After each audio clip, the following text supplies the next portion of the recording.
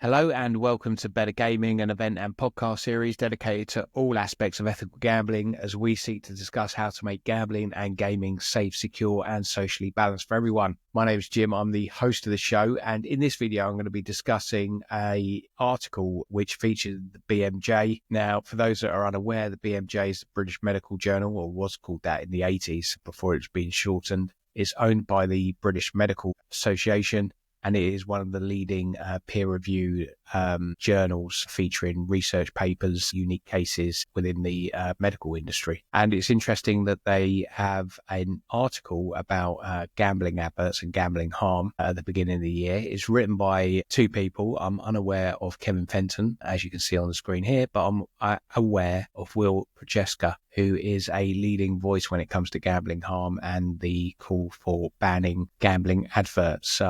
Seen him at an event that I attended last year.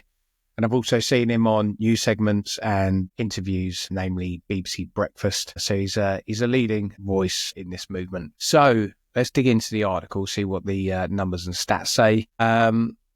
It leads with the extent of gambling harm within the UK, and it's saying it's an alarming rate with 2.5% of the adult population having a gambling problem, which is, it is really worrying. But with a further 12% having an increased risk and showing signs of harm from gambling. So that's just shy of 15% of the adult population being either in the midst of a gambling problem or being at risk. And for me, that's strikingly high. And the paper basically calls for the UK government to take action on this. Let's scroll down.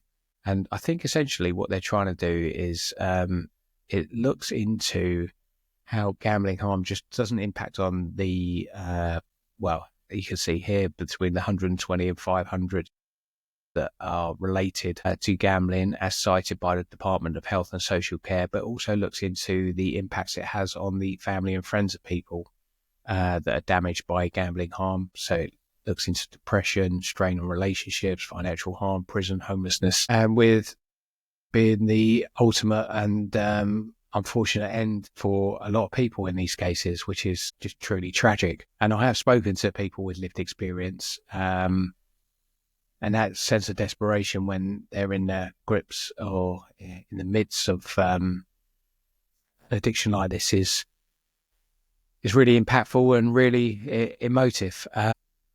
Equally, at the same point, I am really, really concerned about the following stat on here, which says that 27% of children aged between 11 and 17 gamble, and the number of children with a problem gambling has doubled in the past year. I think this was from another article. I think they were looking around about 3,000 children seeking treatment for gambling harm, which is absolutely shocking. And the main element of this is exposure to the gambling products through advertising, through a whole host. And I'm sure everyone's seen the tsunami wave of messaging that you get through daytime TV, through sports sponsorships, through online advertising, both viral, paid for and organic. The World Health Organization, says that this is not restricted to the UK as a problem, that 1.2% global population experiencing a gambling disorder, and they cite that problem gambling, one of the action points in order to end this would be to end gambling advertising.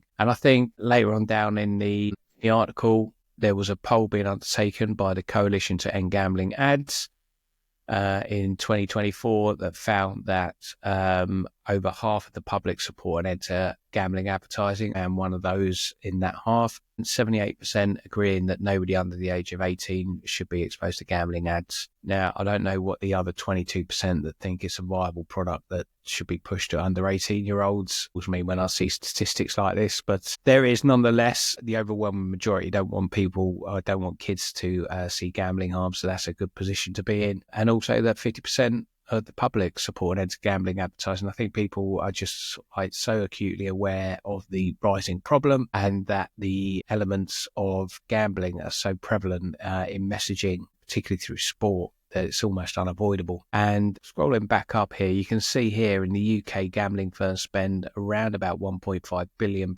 annually on gambling advertising. And this advertising works with the industry taking 15.6 billion. And they're citing it as customer losses. So the company's profit is the customer's loss, which I guess is basis of the business. But when you're looking that effectively in terms of an investment by the operators, for every £1 that they're spending, they're getting 10 back in profit. I know it's not a direct element to it, but that gives you some idea of, potentially if they would spend £3 billion a year, they'd probably get their profits up to 30 billion. So it's kind of one of those simple maths, quick things that I do. Probably somebody will say statistically that's wrong. That's not the way it works, but you get the gist of it. I think the more money you spend, the more activity you will get and the more gambling harm you will get. So that's not to say that I don't want commercially viable platforms and operators. I do, because I'm not a prohibitionist, but I just believe that there is an absolute tidal wave of advertising throughout the daytime, on social media, on TV, and it's relentless. And anyone with that problem in terms of gambling harm is just unavoidable, no matter how many times they try to restrict their activities and their preferences. The other element is that local authorities are taking steps. I'm noticing this in a couple of news releases I was saying. So it's getting very localized in terms of local councils and authorities recognizing localized problems with gambling, and they're doing everything they can in order to reduce any impact that is happening on their communities. So that would be things like billboard advertising being banned within the jurisdiction or the catchment areas, and also just in terms about licensing agreements with casinos and betting shops, and finally offering them support in terms of helping local residents who may be suffering from gambling harm. As a particular priority, just to sign off, action must be taken to protect children from being exposed to gambling adverts, and we call on the government to take urgent action against the proliferation of gambling adverts on social media, in computer games and through sport. And in computer games, it's just something that's just untapped at the moment. It needs to be addressed, and I support this. As I said, I am not a prohibitionist. I like to gamble, but I believe everything should be balanced. Thanks very much for listening to this video. I hope you've enjoyed it, and I'll hopefully see you on the next one, where I'll be reviewing either another article or interviewing somebody about making gambling safe, secure, and socially balanced for everyone. Until then, thank you and goodbye.